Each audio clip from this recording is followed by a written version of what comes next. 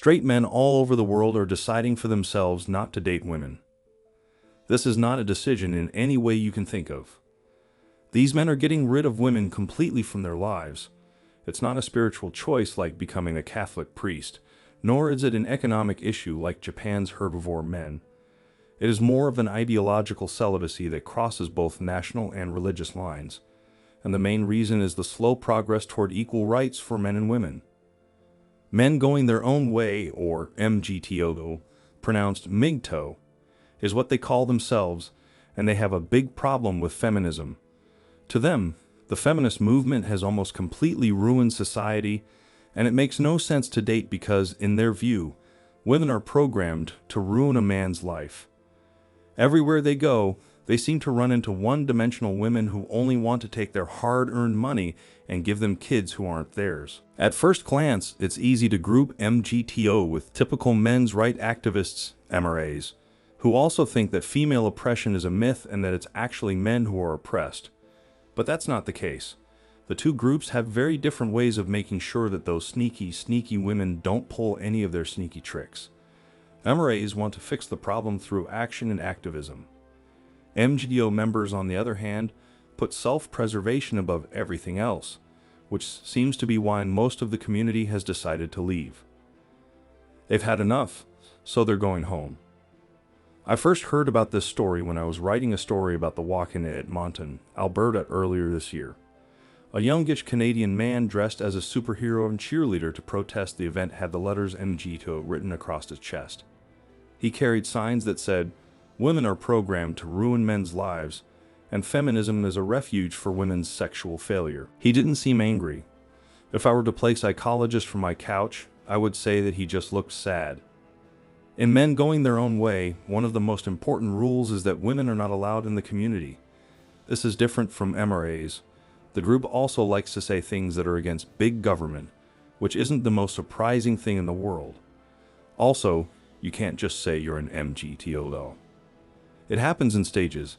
In fact, a number of MGTOWs have suggested that members of the community use something called the 4 levels of MGTOW to track their own growth. Level 0 is the member has taken the red pill and believes that gender equality is a lie and propaganda.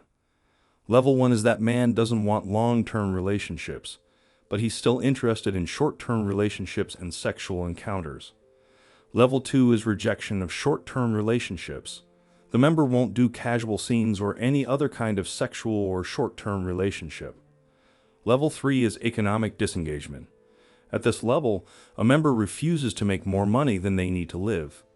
He thinks the government is oppressive, so he is trying to get money out of the bureaucrats. Level 4 is the disengagement from society. This is as far as a typical MGTOW can go. In this case, the man doesn't want to be a part of society. Few members will ever get to level 4, and most of them seem to stay between levels 2 and 3. But even if they don't go all the way, most members will stop having unnecessary contact with women, and in the worst cases, even grow apart from their friends and family. All of my friends are MGTOW, and I don't get along with anyone else. The smell of cunt on a man's breath is sickening. When all of their thoughts are wrapped up in pussy, they can't keep a clear head, wrote MGO, who often posts on MGTOW.com. A lot of MGTOWs won't be in any kind of relationship, whether it's short or long term. They preach that people should spend their lives on productive pursuits, work I guess, and that brotherhood is a good way to make friends. There is a problem though, you can't just turn off your sexual drive. No matter how hard you try to work on wood and hang out with your friends, you can't satisfy your libido. So how do MGTOWs get off their high? Their main meeting place, the MGTOW.com forum, is where they talk about many different strategies. Some men try one-night stands, others only ejaculation, and others go to sex workers often to solve this problem. The old saying, "You don't pay for the sex, you pay them to leave," is a popular and gross sentiment on the forums.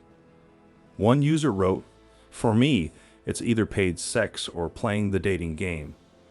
I'm not going to waste my time with dating, and I don't want to be single right now." Celibacy, which they call men going monk, is another option that is often talked about on the forum, especially by religious people who are going their own way.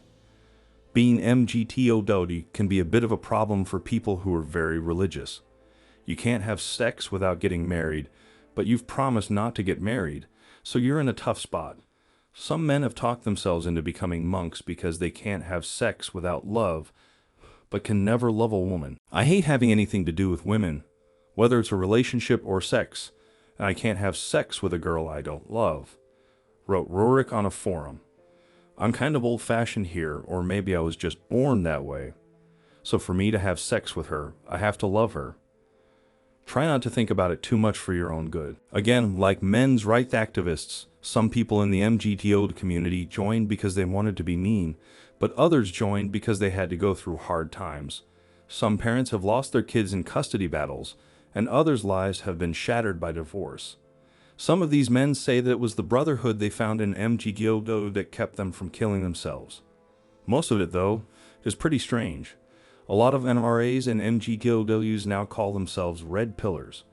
It comes from the scene in The Matrix where Morpheus gives Neo a choice between a blue pill and a red pill. Morpheus tells the Chosen One, "You take the red pill, you stay in Wonderland, and I'll show you how deep the rabbit hole goes." Even if they don't have a messiah complex, they think they are the only ones who can see the truth in a system they think is broken. Everyone but them and their friends is blinded by the feminist agenda, and they are a goddamn blue pill, or, my personal favorite, a mangina. Once you get past the basic anti-feminist/blue pill rhetoric, MRAs and MGTOW don't have much in common anymore. Their actions are very different.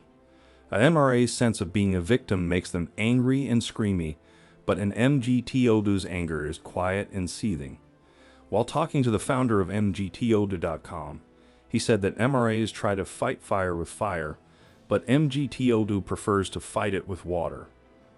Oz, the founder of MGTOW.com, told Vice, "Gay rights is a movement, feminism is a movement, and men's rights activism is a movement, on behalf of himself and the website, not the movement as a whole. These things do well, and their success depends on getting a lot of people together and getting them to agree on a common goal.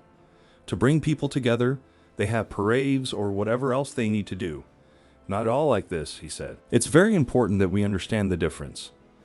There are also differences in how groups in the manosphere, which is a term for the larger community, treat their fellow soldiers based on their success or failure with women. Mega Chris, a member of the MGTOW forum, wrote about the differences between MGTOW.com and other sites when he was deciding where to spend his time and who to blame. While both sites told me it was just because she didn't like me, this page told me it was because women are dishonest and will lie to get out of anything because that's how they are, he wrote. You guys were honest, to the point, and lovingly blunt, which I appreciate, by the way. The other site, on the other hand, told me that it was because I was ugly. He continued by writing, "This site says more along the lines of, it's not you, it's women. You do whatever you think will help you get better. Ignore those girls." MRAs don't like it when MGTOW talks about getting rid of their members in this way, so there is bad blood between the two groups. But pickup artists are another group of men who think of them as a second-rate movement. Men who have decided to stop chasing women don't fit into the hyper-masculine culture of pickup artists. In an article on the PUA website Return of Kings, MGTOW was called "The Creeping Cult of Male Loserdom." The article goes on to say bad things about the community. The article's author, Matt Forney, said that MGTOW is now a lonely hearts club for the rejects of the male species. Not only are most of the people in Virgins going their own way annoying losers, but their philosophy is all wrong. If you liked the video, don't forget to like and subscribe to the channel.